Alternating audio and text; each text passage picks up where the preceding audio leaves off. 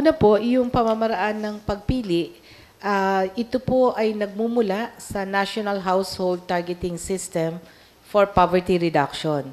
Isang proseso noong 2009 isinagawa ng pamahalaan kung saan binatay sa National Statistics and Coordinating Board or NSCB ang pinakamahihirap na probinsya at natukoy ang pinakamahihirap na munisipyo using the basis of 50% of the population living below the poverty line.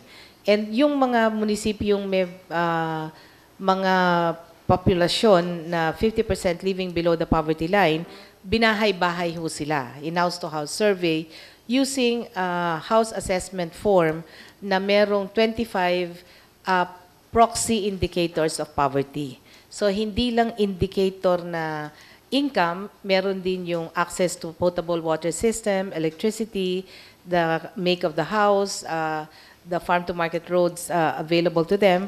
So, yun ho lahat ay ginawa at out of that survey, nakakuha po ng 9 to 10 million household data.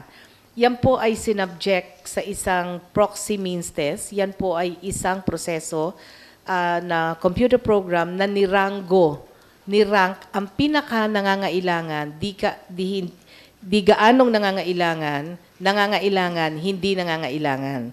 Or the poorest, not so poor, poor, not poor. At dahil doon, na-identify natin yung mga benepisyaryo. Ngayon, alam ho namin, maaring meron ngang inclusion and exclusion error.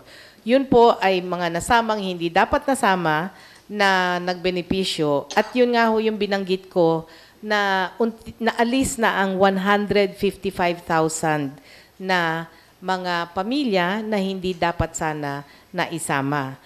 Paano namin yun ginagawa? Dahil meron po tayong grievance redress system na ang ibig sabihin po niyan, pwede silang magreklamo sa DSWD sa pamamagitan ng sulat.